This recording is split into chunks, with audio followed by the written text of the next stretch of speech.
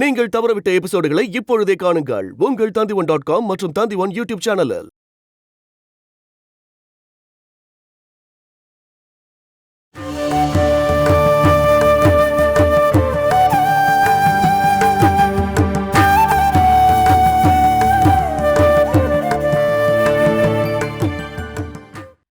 அவன்னு ரொம்ப நேரமா சொல்லிட்டு இருக்கீங்க.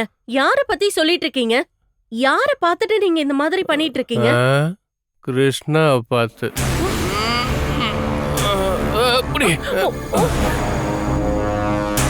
வேளங்குளத்து ராமச்சந்திரன் பொண்ணு கிருஷ்ணா. அவ என் முகத்தை பார்த்து ஒவ்வொரு தடவையும் சொல்லும் போது அப்படி என் முகத்துல காரி துப்புற மாதிரி இது. அந்த வார்த்தையை அவ சத்தமா வேற சொல்றா. ஆமா, எதுக்காக அவளை ஒதுக்கி வச்சோமா அத ரொம்ப தைரியமா சொல்லிட்டு இருக்கா தெரியுமா? எனக்கு தெரியும். நான் அதை கேட்கும்போது எனக்கு அப்படியே சாட்டல் அடிச்சா மாதிரி இருந்தது தெரியுமா? நீங்க ஏன் மறுபடியும் இதை பத்தியே நினைச்சிட்டு இருக்கீங்க? நீங்க பேங்குக்கு போறதுதானே போனீங்க. யாரோ லேக்கான ஒருத்தவங்களை பார்க்க தானே நீங்க இங்க இருந்து போனீங்க. ஆனா திரும்பி வந்ததுல இருந்து கிருஷ்ணாவோட கதையை சொல்றீங்க. ஆமாடி, லேக்காவும் கிருஷ்ணாவோட ஆள் தான். ராஜு ஏமாத்த கார்த்திகேயன் வந்தான்ல, என்ன ஏமாத்த அனுப்புனது லேக்காவ. எல்லாத்தையும் எடுத்துக்கிட்டா. நமக்கு கொஞ்சம் பணத்தை கொடுத்துட்டு நம்ம வீட்டையும் கம்பெனியும் எல்லாத்தையும் எடுத்துட்டு போயிட்டா. மேலும் குளத்து ராமச்சந்திர பொண்ணு கிருஷ்ணா. அவ இப்போ கோடீஸ்வரி ஆச்சே. நாம வெறும் பிச்சைக்காரங்க. நீங்க முதல்ல தயவு செஞ்சு போய் குளிங்க. குளிச்சா முதல்ல எல்லாம் தெளிவாகும். நமக்கு வெறும் 75 லட்சத்தை கொடுத்துட்டு அவ எல்லாத்தையும் எடுத்துட்டு போயிட்டாடி. எல்லாத்தையும் கைக்குள்ள போட்டுக்கிட்டா. இததானே இதுக்கு முன்னாடியே சொன்னீங்க. அவ எடுத்துட்டு போனா எடுத்துட்டு போயிட்டே இருக்கட்டும். அதோட எல்லாம் முடிஞ்சு போச்சு இல்லையா? இதுக்கப்புறமா நம்ம மனசு நிம்மதியா வாழலாம் இல்லையா? இல்ல, இது முடிஞ்சிருச்சுன்னு நாம நினைக்க வேண்டாம். அவ இப்பதான் ஆரம்பிச்சிருக்கா. இதுக்கப்புறம் என்னெல்லாம் அனுபவிக்க போறோமோ அது அவளுக்கு தான் தெரியும். நீங்க வாங்க, போய் குளிச்சுட்டு வாங்க. விடு போங்க. விடு விடு. பாத்து நானே போய்க்கிறேன். விடு.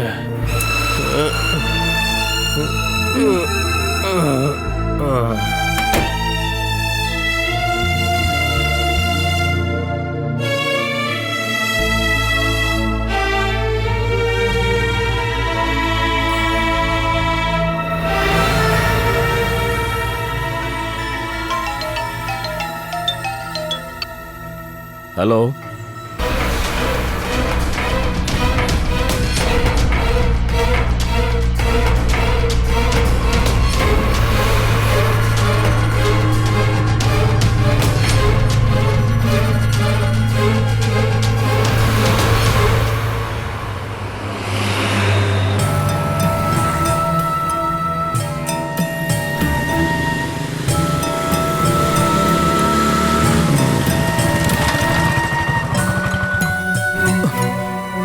எவ்வளவு நேரம் கால் பண்றது? என்னாச்சு உன் போனுக்கு? என் போனுக்கு எந்த பிரச்சனையும் இல்லையே. உங்களுக்கு என்ன ஆச்சு? ரொம்ப நேரம் கால் பண்றேன், என்கேஜ்டாவே இருக்கு. நீ யார்கிட்ட பேசிட்டு இருந்த? என் ஃப்ரெண்டு கிட்ட பேசிட்டு இருந்தேன். தீப்தியை பத்தி நான் உங்ககிட்ட சொல்லியிருக்கேன்ல, அவதான். நான் கால் பண்ணணும்னு உனக்கு தெரியாதா? அந்த டைம்ல உனக்கு போன் வந்தா நீ எடுக்கணும்ல. இது நல்லா இருக்கே. நான் கொஞ்ச நேரத்துக்கு முன்னாடி கால் பண்ணப்ப அங்க இருந்து கிளம்பிட்டதா நீ தானே சொன்ன. பைக் ஓட்டிட்டு இருக்க, நீ கால் பண்ணுவேன்னு எனக்கு எப்படி தெரியும்? ஏறு பேசி டைம் வேஸ்ட் பண்ணாத. எங்க போறோம்? எதுக்காக போறோம்? எங்க போறோமா? அது உனக்கு தெரியாதா? இந்த வாட்டி ஸ்டார் ஹோட்டலுக்கு போலாமா? ஐயோ, அது ரொம்ப எக்ஸ்பென்சிவான ரெசார்ட் ஆச்சே. அது மட்டும் இல்லாம ஒரு காஃபி குடிச்சிட்டு கொஞ்ச நேரம் பேசுறதுக்கு அங்க எதுக்காக போகணும்? நீ வண்டியில ஏறு, டைம் வேஸ்ட் ஆகுதுல்ல. இங்க பாரு, எல்லாம் நம்மளையே பார்த்துட்டு இருக்காங்க. தேவையில்லாம பிரச்சனை ஆயிடும். ஆளுங்க பார்த்தா என்ன? நம்ம 2 பேரும் தான் கல்யாணம் பண்ணிக்க போறோமே, அப்புறம் என்ன? ஆமால. அது கல்யாணம் நடக்கிறப்போ பார்த்துக்கலாம். அப்போ இவனுங்க பார்த்துக்கிட்டோம். இப்போ பார்க்கணுன்னு அவசியம் இல்லைல்ல.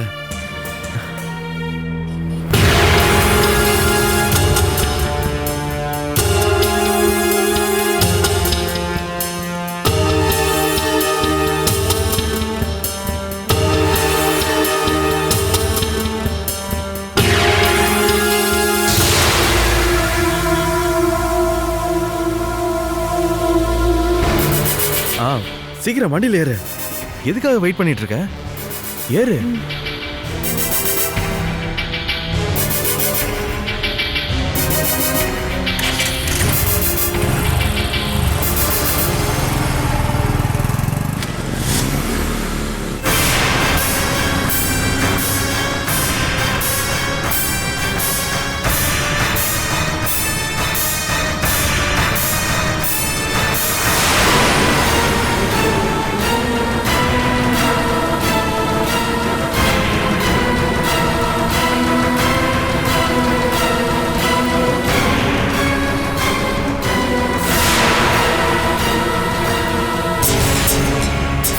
நீ ரொம்ப நேரமா அடிக்கடி வெளியவே பார்த்துட்டு இருக்க.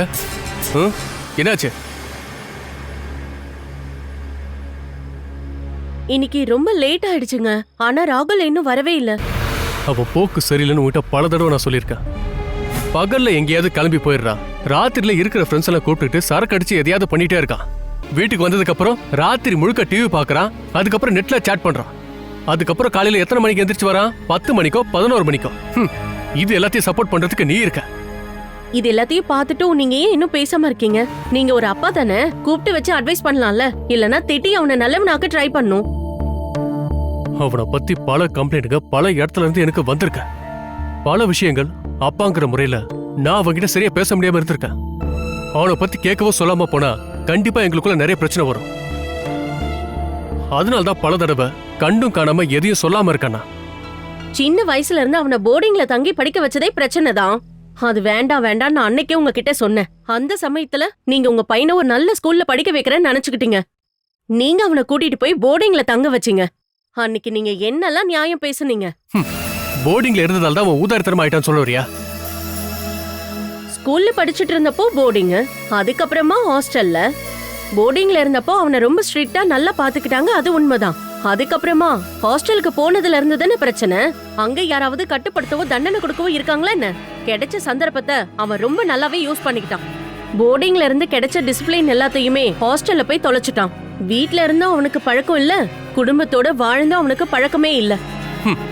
அவன் நல்ல ஸ்கூல்ல படிச்சு பெரிய ஆள் ஆகணும்னு நினைச்சுதான் போர்டிங்லயும் ஹாஸ்டல்ல விட்ட. அதுக்கு நீ என்ன குறை சொல்றியா? ஏண்டி அவன் சென்னையில இருந்து வந்து எத்தனை நாள் ஆச்சு? திரும்ப போறானா? படிப்பு முடிஞ்சிடுச்சா? எக்ஸாம் நல்லா முடிச்சானா?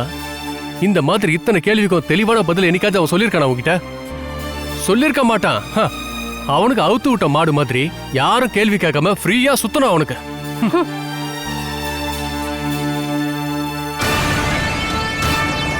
இப்ப டைம் 11க்கு மேல ஆகுது. காலையில வீட்டை விட்டு போனவன் இன்னும் வரல. எங்க போய் தொலைஞ்சானே தெரியல. நீ அவனுக்கு கால் பண்ணி பாத்தியா? கால் பண்ண. நான் மதியானத்துல இருந்து கால் பண்றேன். போன் வேற ஸ்விட்ச் ஆஃப்ல இருக்கு. மொபைல ஆஃப் பண்ணிட்டு அவன் என்ன பண்றான் தான் எனக்கு யோசனையா இருக்கு. ஏண்டி இப்ப இருக்க பசங்க இத ரெகுலரா பண்றானுங்க. வீட்டை விட்டு போன உடனே அவங்க போன் ஆஃப் பண்ணிட்டு சிம்மையும் மாத்திடுவாங்க. அப்புறம் நமக்கு தெரியாத ஏதோ ஒரு நம்பர் தான் அவங்க யூஸ் பண்ணுவாங்க. அந்த நம்பர் அவங்க ஃப்ரெண்ட்ஸுக்கும் வேண்டப்பட்டவங்களுக்கும் மட்டும்தான் தெரியும். சாயங்காலம் வீட்டுக்கு வரதுக்கு முன்னாடி நம்பரை பழையபடி மாத்திடுவாங்க. நாம கேட்கும்போது பொய் சொல்லுவாங்க. ஏங்க நீங்க போய் பார்த்துட்டு வரீங்களா? என்ன ஆச்சுன்னு வர எனக்கு தெரியலங்க.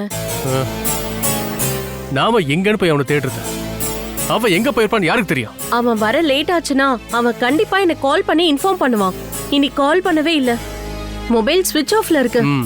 அவன் ஒன்னும் சின்ன குழந்தை இல்ல, வருவான் விடு. அவன் இப்படி ஊர் சுத்தறத இன்னையோட நிறுத்தி காட்டுற. போனா போட்டுன்னு பொறுமையா இருந்தா அவன் என் தலைக்கு மேல ஏறி நிக்கிறான். அவன் வீட்டுக்கு வரட்டும், வந்ததுக்கு அப்புறம் நான் தூங்குறேன். இந்த நடு ராத்திரியில நீங்க தேவையில்லாம அவன் கிட்ட சண்டைக்கு போகாதீங்க. நீங்க எது பேசுறதா இருந்தாலும் நாளை காலையில அவன் கிட்ட கேளுங்க. என்னோட மகன் கிட்ட எப்ப பேசணுங்கிறத நான் முடிவெடுத்துக்கிறேன். நீ அட்வைஸ் பண்ண வேண்டாம். உன் வேலையை மட்டும் பாரு. உங்க 2 பேர் சௌகரியத்தை பார்த்தா நான் உங்ககிட்ட பேச முடியும்?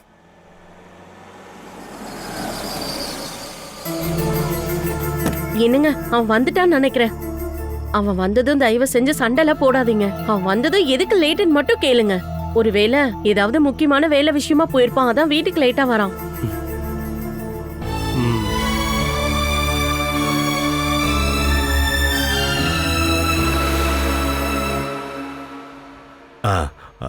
பாமாணி மகன் எங்க? ஆ இங்கே தான் இருக்கீங்களா? ஆ. என்ன விஷயம்டா? அது வந்து மகன்னா ஒரு பிரச்சனை ஆயிடுச்சு. என்னடா கஜேந்திரா, என்னாச்சு சொல்லு. அது பாமாணி ஒரு கிளாஸ் தண்ணி கொண்டு வரீங்களா?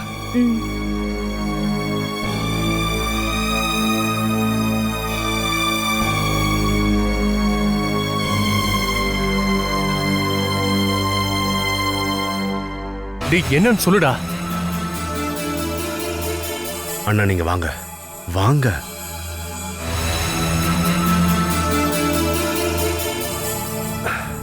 இது பாருங்க, சத்தங்கத்தம் போடாதீங்க. நம்ம ராகுலையும் ஒரு பொண்ணையும் போலீஸ் அரெஸ்ட் பண்ணிட்டாங்க.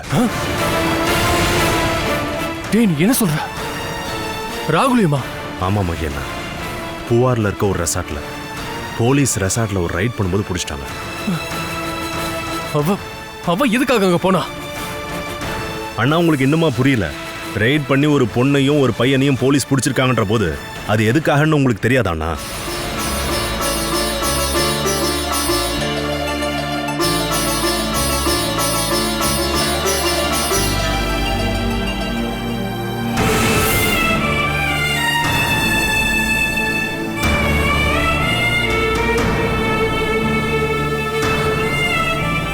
என்னப்பா விஷயம்? ஒண்ணு இல்ல பாமானி. இல்ல ஏதோ ஒண்ணு இருக்கு. உங்களோட முகத்தை பார்த்தாலே தெரியுது ஏதோ பிரச்சனையா இருக்கு. ராகுல பத்தி நீங்க ஏதோ சொல்லிட்டு இருந்ததை நான் கேட்டேன். சொல்லுப்பா, என்னப்பா ஆச்சு?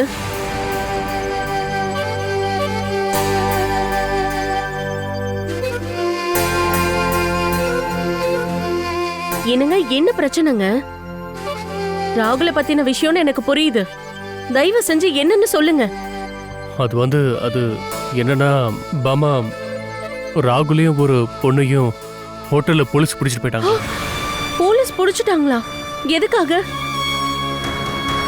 வயசுக்கு வந்த ஒரு பையன் ஏதோ ஒரு பொண்ணை கூட்டிக்கிட்டு ஹோட்டல் ரூம்க்கு எதுக்காக போனான்னு நான் உனக்கு சொல்லி புரிய வைக்கணுமா என்ன? அது சரி, இப்ப அவன் எங்கடா இருக்கான்? டே, அந்த போலீஸ் சதானந்தன் ஃபோன் பண்ணி சொல்லிருக்கலாம்ல. நாம நினைக்கிற மாதிரி இது ஒன்றும் ஈஸியான விஷயம் இல்லை. அந்த பொண்ணு வேற ஊரை சேர்ந்தவ. அந்த ரயில்வே காலனியில் தான் அவங்க இருக்காங்க. அவங்க மாட்டினவொடனே அவள் போலீஸ்கிட்ட சொல்லியிருக்கா, ராகுல் என்னை கல்யாணம் பண்ணுறதா வாக்கு கொடுத்துட்டு கூட்டிகிட்டு வந்து ஏமாத்திட்டதா சொல்லியிருக்கா. அவளை போக சொல்லிட. நான் இப்பவே சதானந்தனுக்கு ஃபோன் பண்ணி சொல்லிடுறேன். விஷயம் பெருசாகாம இருந்தா போதும்ல. யாருக்கும் தெரியாம கேஸ் போடாம பாத்துக்கலாம். அண்ணா, எனக்கு தெரிஞ்ச வரைக்கும் பிரச்சனை ரொம்ப பெருசாயிடுச்சு. அவங்க மாட்டினப்ப போலீஸ்காரங்க கூட அவங்க சொந்தக்காரங்களும் காலனிக்காரங்களும் கூட இருந்ததா கேள்விப்பட்டேன். அதனால நாம இதை சாதாரணமாக எடுத்துக்க முடியாது. அவங்க அங்கே இருக்காங்கன்ற தகவல் கிடைச்ச அப்புறம் தான் போலீஸ் வந்திருக்காங்க. அந்த ரூமை தவிர வேற எந்த ரூமையும் போலீஸ் செக் பண்ணவே இல்லை. மாட்டின உடனே அவன் என்னை ஏமாத்திட்டான்னு சொல்லியிருக்கா. அப்புறம் ஊருக்காரங்க சும்மா விடுவாங்களா? அவன் என்ன ஊமையா? நான் வாயை தந்து பேசியிருக்கலாம்ல. அண்ணா, பொண்ணுங்க சொல்றது தானே போலீஸ் கேட்பாங்க. அதுதானே நம்மளோட சட்டம். உன்னை கல்யாணம் பண்றேன்னு சொல்லி தான் அவன் கூட்டிகிட்டே போயிருக்கான். எல்லாம் உடனே நடந்ததால அவனால கொஞ்சம் கூட மறுத்து பேசவே முடியல. சரிப்பா, ராகுல் இப்ப எங்க இருக்கான்? 2 பேரையும் கூட்டிட்டு தாலுகா ஆஸ்பத்திரி போய் மெடிக்கல் செக்அப் பண்ணிட்டு ஸ்டேஷனுக்கு கூட்டு போயிட்டாங்கன்னு தான் நான் கேள்விப்பட்டேன். இப்ப ஸ்டேஷன்ல தான் இருப்பாங்க. டேய், இவ்வளவு தூரம் ஆனதுக்கு அப்புறம் இப்ப வந்து சொல்றியடா? தெரிஞ்ச உடனே சொல்ல வேண்டியதானே? நான் 10 நிமிஷத்துக்கு முன்னாடி தான் எனக்கே தெரிஞ்சது. அந்த ரிசார்ட்டோட பர்ச்சேஸ் மேனேஜர் என்னோட ஃப்ரெண்டு. உன் அண்ணனோட பையனை போலீஸ் பிடிச்சிட்டான்னு அவன் தான் எனக்கு சொன்னான். இப்ப நம்ம என்ன பண்றது?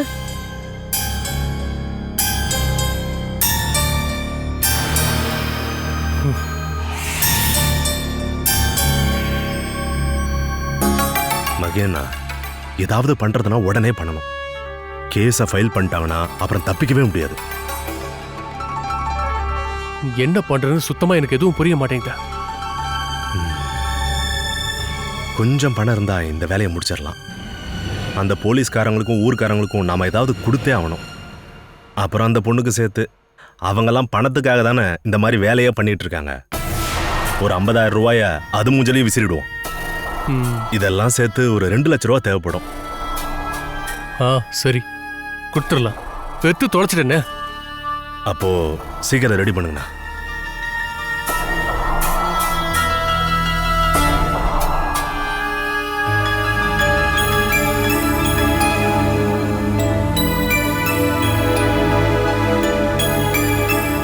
போலீஸ்காரங்க அவனை அடிச்சிருப்பாங்களா ஜித்து? இந்த மாதிரி கேஸ்ல மாட்டினாங்கன்னா போலீஸ் கண்டபடி அடிப்பாங்கன்னு தான் நான் கேள்விப்பட்டிருக்கேன். இல்ல, ராகுலோட கேஸ்ல அந்த மாதிரி எதுவும் ஆகாது. பிடிச்ச உடனே ராகுல் குற்றத்தை ஒத்துக்கிட்டான்ல, அதனால கண்டிப்பா அவனை போட்டு அடிச்சிருக்க மாட்டாங்க. இருந்தாலும் ஒரு ஏழை பொண்ணு அப்படின்னு சொல்லும்போது ச்சே, அவமானமா இருக்கு. போலாமா? என்னங்க, நானும் வரட்டுமாங்க? நாங்க ஊட்டி கொடைக்கால்னு சுத்தி பார்க்க டூருக்கு போல, ஸ்டேஷனுக்கு போயிட்டு இருக்கோம். நீ பேசாம இங்கே இரு. வட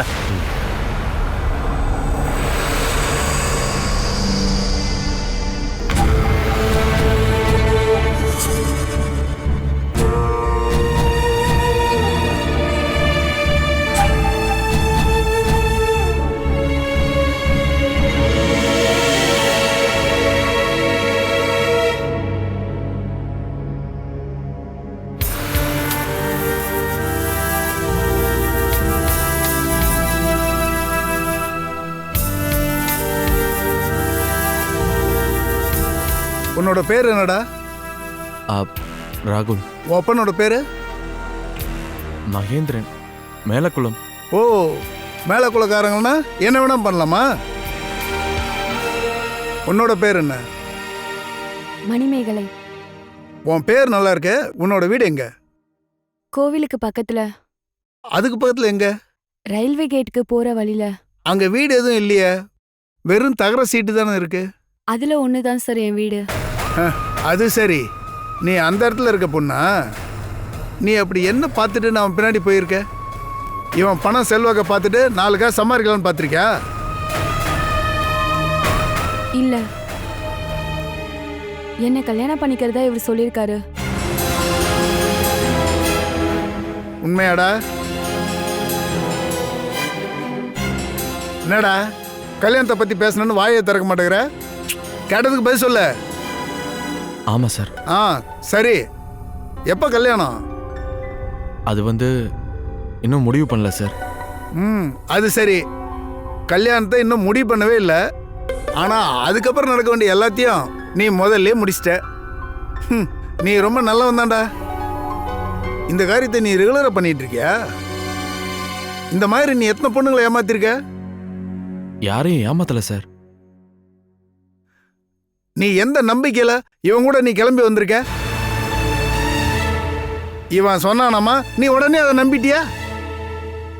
நீ நம்பினது மட்டும் இல்ல, கூட்ட எடுத்து கிளம்பியும் வந்துட்ட. இல்ல சார், ராகுல் என்ன கல்யாணம் பண்ணிப்பாரு. உண்மைதான் சார். இந்த மாதிரி வார்த்தைகளால தான் எல்லா பொண்ணுங்களும் வழி தவறுறாங்க. கொஞ்ச நாளைக்கு கூடவே வருவாங்க, கேட்குற எல்லாத்தையும் வாங்கி தருவாங்க, நீங்க சொல்றத கண்டிப்பா கேட்பாங்க. வேலை முடிஞ்சதுக்கு அப்புறமா உங்களை திரும்பி கூட பார்க்க மாட்டாங்க. அதுக்கப்புறமா போன் பண்ணா கூட எடுக்க மாட்டாங்க. எல்லாம் முடிஞ்சதுக்கு அப்புறமா கடைசியா போலீஸ் ஸ்டேஷனுக்கு வர வேண்டியது. அவர் என்ன கல்யாணம் பண்ணிக்கிறாருன்னு சொன்ன வாக்குமூலத்தையும் கையில வச்சுக்க வேண்டியது. அதுக்கப்புறம் நாங்க தான் கஷ்டப்படணும். குற்றவாளியை தூக்கணும், அப்புறம் 2 பேரையும் கூட்டிட்டு கோர்ட்டுக்கு போகணும், ஆதாரத்தை சேகரிக்கணும். இதை விட பெரிய வேலை இருக்கா என்ன? அப்பாவும் அம்மாவும் அதுக்கான நேரம் வரும்போது கல்யாணம் பண்ணி வைப்பாங்கல்ல.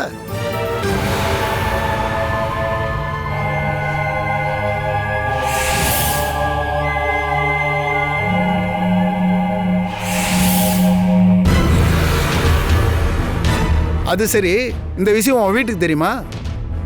தெரியாது சார். உன் வீட்டில்? ராகுலை நான் காதலிக்கிறேன்னு தெரியும், அது மட்டும்தான் சார். உங்க 2 பேத்துக்கும் அதுக்கான வயசு வந்துருச்சுல்ல? வந்துருச்சு. வந்துடுச்சு. இருந்தாலும் இது ஒரு இம்மாரல் விஷயம். கேஸ் போடாமலாம் இருக்க முடியாது. உன் குடும்பத்துல இருந்து யாராவது வராங்களான்னு பார்க்குறேன். அவங்களுக்கு இது தெரியட்டும். நீங்கள் 2 பேரும் அந்த மூளைக்கு போய் நில்லுங்க. போங்க.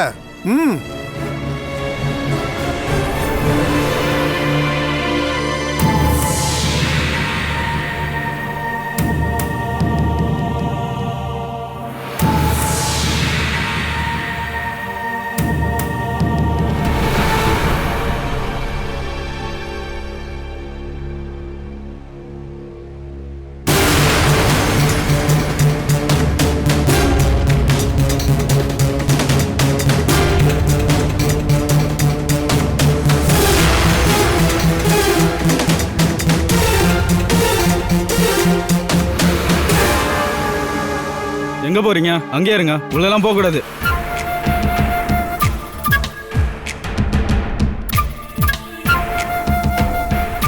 கொஞ்ச நாளாவே இது மாதிரிலாம் நடந்துக்கிட்டு தான் இருக்கு. பைக்கு காரோட வராங்க, கூட்டிக்கிட்டு போறாங்க, வேலை முடிஞ்ச உடனே கொண்டு வந்து விட்டுறாங்க. தினமும் இவங்களுக்கு இதே வேலையா தாங்க போச்சு. ஏதேதோ கருமத்தை பண்ணி பொண்ணுங்களை மயக்கி கல்யாணம் பண்ணிக்கிறேன்னு சொன்னா எந்த பொண்ணா இருந்தாலும் சம்மதிச்சிருவா. ஆனா கல்யாணம் பண்ணிப்பானுங்களா? கண்டிப்பா மாட்டாங்க. பணக்கார பசங்களுக்கு இதெல்லாம் சாதாரணமா போச்சு. ஏழை வீட்டு பொண்ணுங்களை தப்பான வழிக்கு கொண்டு போறாங்க. அதே இதுன்னு இவங்களுக்கு ஆசை காட்டி ஏழை வீட்டு பொண்ணுங்க வாழ்க்கையை வீணாக்கிடுறாங்க. ஏன்பா இங்க தேவையில்லாம பேசிட்டு இருக்கீங்க? அங்க போங்க. போங்க போங்க, வழி விட்டு நில்லுங்கப்பா, தள்ளி நில்லுங்க.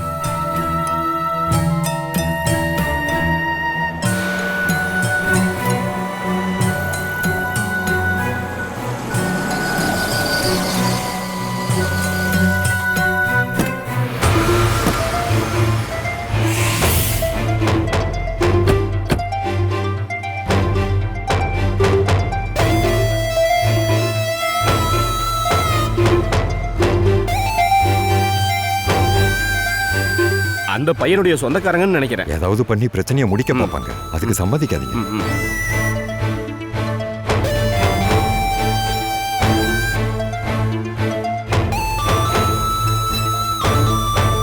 யாருப்பா? என்ன வேணும்? எஸ்ஐயை பார்க்கணும். வாங்கண்ணா.